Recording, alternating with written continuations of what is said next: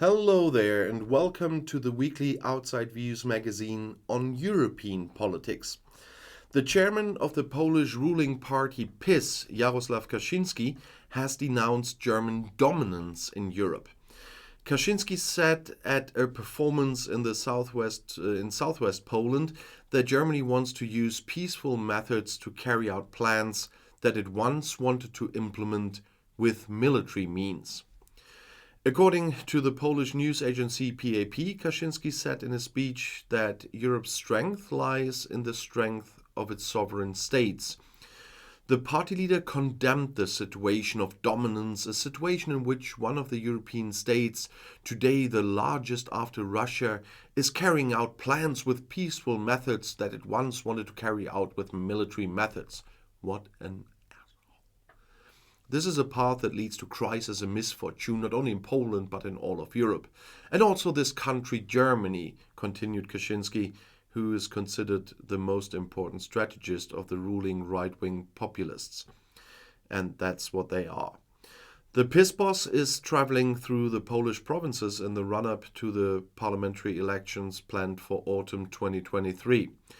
According to the Polish opposition, the ruling party's anti-German and Eurosceptic rhetoric is at least partly related to the election campaign. Warsaw recently launched a diplomatic offensive for reparations for damage sustained in World War II. The government puts the amount of the reparations at 1.3 trillion euros and is aiming for early negotiations with the federal government. But from the point of view of the federal government, and I say rightly so, there is no legal basis for reparation claims from Poland. I just say 2+4 talks. Most recently, at the end of November, Warsaw rejected an offer from Germany to make the Patriot air defense system available to Poland after a missile hit. The Polish defense minister suggested transferring the equipment to Ukraine, but we have to talk about this again. Turkey has asked Sweden to extradite PKK members in exchange for NATO membership, and now Sweden has complied with the request. Sweden has extradited a convicted member of the banned Kurdistan Workers' Party PKK to Turkey. The Kurd was already deported last Friday. That's what Migration Minister Maria Malmer-Stenergard told SVT on Saturday. However, the Swedish government played no role in this. It's about a deportation case in which a person's application for asylum was rejected, said Stenergard. The application had already been rejected in 2021. Turkish broadcaster TRT reported that the man was taken to a prison in Istanbul last Saturday. Kurdish groups are at the center of the dispute over Sweden and Finland's NATO membership. According to the Turkish news agency Anadolu, Mahmut Tat was sentenced in Turkey to more than 6 years in prison for membership of the PKK and fled to Sweden in 2015 to avoid his sentence. However, as I said, an application for asylum was rejected. Turkey has accused Sweden in particular of being a haven for terrorists, as they put it, and has called for the extradition of several PKK members in an agreement signed with Sweden and Finland in June. As a result of the Russian war of aggression in Ukraine, Sweden and Finland decided to apply for NATO membership. However, Turkey has been blocking the two countries from joining the military alliance since May. According to EU Commission President Ursula von der Leyen, the multi-billion-dollar US program to promote climate-friendly technologies in America requires a change of course in investment policy in Europe. In order to cushion competitive disadvantages, the EU regulations for public investments would have to be relaxed, said the President on Sunday in a speech at the College of Europe in Brugge.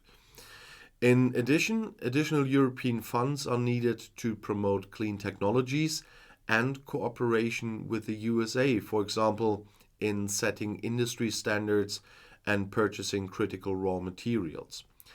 The US program, officially called the Inflation Reduction Act or IRA, is a roughly $369 billion investment plan designed to build a new industrial ecosystem in strategic clean energy sectors. Subsidies and tax credits are tied to companies using US products or manufacturing in the US. In the EU, it's therefore considered discriminatory and incompatible with the World Trade Organization or WTO rules. The head of the Trade Committee in the EU Parliament, Bernd Lange from Germany, no longer expected a negotiated solution on Sunday. He assumed that some small changes for the implementation of the US law could still be agreed in the talks between the EU and the USA, but not that much will change substantially. Lange told the newspapers of the Funke Media Group about this. The EU must therefore quickly file a complaint with the WTO in the next few months. This will make it clear to us that what the US is doing is clearly incompatible with WTO rules. Lange also called for the EU to step up its support for domestic industry. Von der Leyen said, "We are already seeing how the US measures could also impact Europe's own clean technology base by redirecting investment flows. In this competition, however, the same conditions should apply." Von der Leyen did not say how much additional money the EU should provide to make this possible. Specifically, however, she suggested expanding the existing Repower EU program first. In particular, this enables investments in energy efficiency, in renewable energies, and in the infrastructure of the energy union. In the medium term, money should then be made available for upstream research, innovations, and strategic projects via the Sovereignty Fund that she proposed back in September. With a view to cooperation with the USA, von der Leyen proposed, among other things, the establishment of a club for critical raw materials. The production and processing of certain critical raw materials are now controlled by China, she said. Cooperation with partners and allies in sourcing, production, and processing could make it possible to break the Chinese monopoly. Von der Leyen did not comment directly on the question of whether the EU would lose all credibility in trade relations with other partners if such a change of course were made. Those around her said on Sunday that the world was changing in many ways. For example, there was significantly more geopolitical competition. And one must ensure that the economy in the EU remains competitive. That was said by an official, and that is a legitimate goal. It is now eagerly awaited how the EU countries will react to von der Leyen's proposals. The German federal government has repeatedly emphasized that it currently sees no need for a new pan-European investment program. In addition, member states have repeatedly argued that violations of WTO rules should not be answered by relaxing their own standards. Austria is planning tougher measures against speeders. If the speed limit is high, drivers should give up their cars. Austria's Minister of Transport, Leonore Gewessler from the Greens, wants to revoke not only the driver's license, but also their vehicle if drivers exceed the speed limit. An amendment to the law should enable the car to be confiscated on the spot. That's what the minister said on Monday. There are a few on our streets who just don't want to listen, where the penalties don't work, where the follow-up training doesn't work, says Gewessler. You have to take the murder weapon out of the hands of these people, she said. According to the Ministry of Transport, a 3-stage model is planned, which can end in the decay of the vehicle without replacement.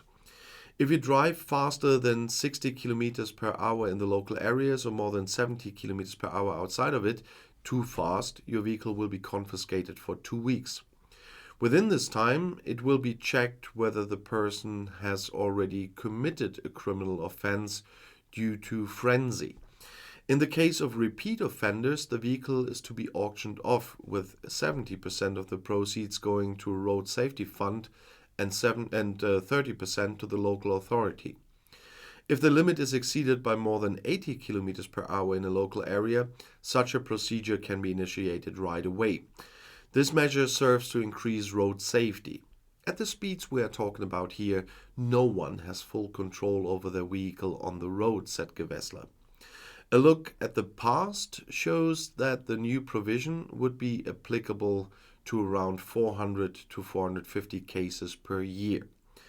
In Austria, the Ministry of Transport now wants to send the amendment to the road traffic regulations and the driving license law to a 6-week assessment. The new law could come into force in the middle of next year. In the discussion about the Patriot systems, Poland and Germany have now reached an agreement. I mentioned that at the beginning of the video. Poland now wants to accept the Patriot air defense systems offered by Germany to defend its airspace. Defense Minister Mariusz Błaszczak wrote on Twitter on Tuesday that work is being done to station the Patriots on Polish territory and to place them under the Polish command system. However, German Defense Minister Christine Lambrecht had insisted that the German air defense systems should be treated as part of the integrated NATO air defense system. There was initially no question of placing them under a Polish command. 2 weeks ago, Defense Secretary Lambrecht proposed moving the Patriots to Poland. Her Polish colleague Błaszczak initially accepted the offer. A day later, however, he surprisingly suggested that German anti-aircraft defenses should be stationed on Ukrainian territory instead of in Poland. This caused resentment in Berlin.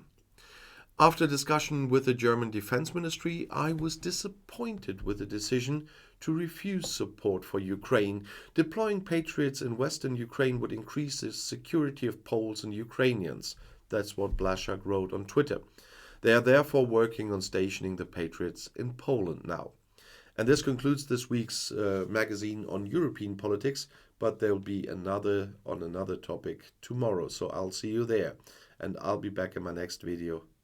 As I always say, I'll be back.